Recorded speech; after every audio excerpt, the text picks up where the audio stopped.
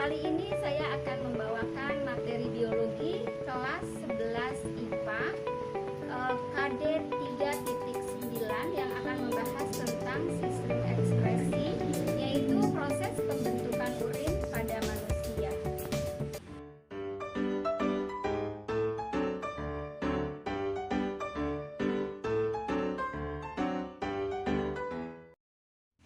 Sistem ekspresi sendiri merupakan proses pengeluaran zat-zat sisa metabolisme yang sudah tidak digunakan lagi oleh tubuh.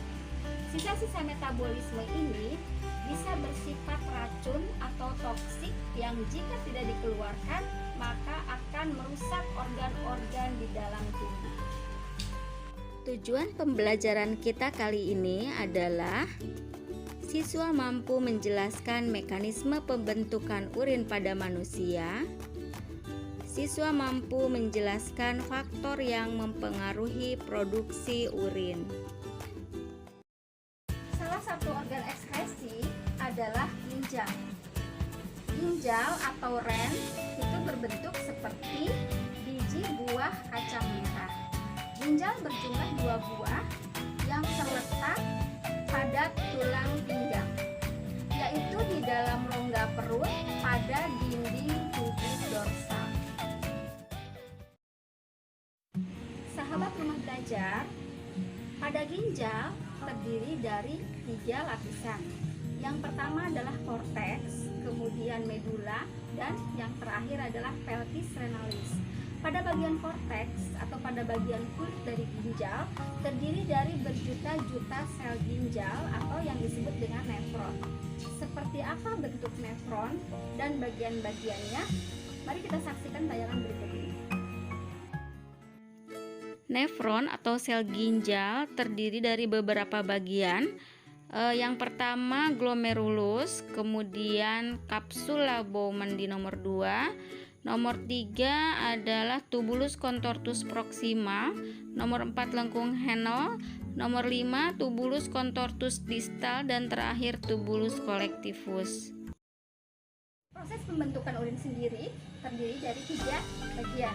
Yang pertama adalah filtrasi atau proses penyaringan, kemudian yang kedua adalah reabsorpsi atau penyerapan kembali, dan yang ketiga adalah augmentasi atau proses pengeluaran. Proses yang pertama adalah filtrasi. Dalam filtrasi ini akan disaring zat-zat yang berasal dari darah dan akan masuk menuju ke kapsula Bowman. Bahan-bahan yang tersaring di sini adalah air, glukosa, asam amino, urea, asam urat. Nah, bahan-bahan ini kemudian akan masuk ke kapsula Bowman dan akan menjadi urin primer. Proses kedua adalah reabsorpsi. Merupakan proses penyerapan kembali bahan-bahan yang sebetulnya masih diperlukan oleh darah tapi sudah tersaring keluar. Bahan-bahan tersebut adalah air, glukosa, asam amino, sebagian garam-garam mineral, sebagian ion-ion seperti misalnya natrium, kalsium, kalium, fosfat, sulfat, ya, dan lain sebagainya.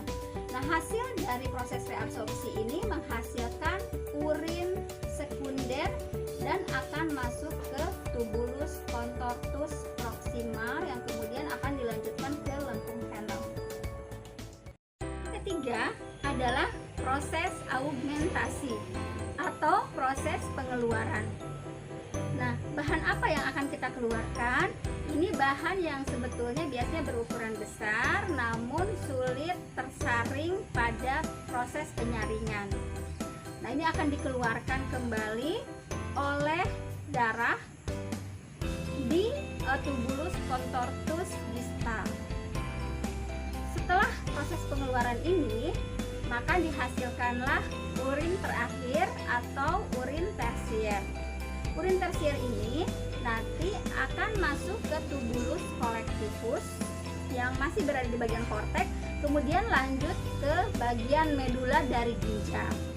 Dari bagian medula ini nanti urin akan terus mengalir ke pelvis renalis, kemudian ke uretra, ke kantong kemih atau vesika urinaria, dan terakhir akan keluar melalui uretra. Berikut ini adalah faktor-faktor yang mempengaruhi banyak atau sedikitnya atau sering tidaknya kita mengeluarkan urin. Bisa berasal dari faktor internal, bisa berasal dari faktor eksternal. Faktor internalnya terdiri dari hormon, seperti misalnya hormon ADH atau adenokortikotropik hormon, atau bisa juga diakibatkan karena hormon insulin. Untuk faktor internalnya atau untuk faktor eksternalnya, itu bisa diakibatkan karena jumlah air yang diminum, bisa juga diakibatkan karena faktor cuaca, bisa juga karena faktor stres, ya, atau bisa diakibatkan karena aktivitas dari tubuh kita sehari-hari. Demikianlah materi yang saya sampaikan hari ini. Semoga materi ini bisa bermanfaat bagi sahabat rumah belajar. Belajar di mana saja, kapan saja, dengan siapa saja. Wassalamualaikum warahmatullahi wabarakatuh.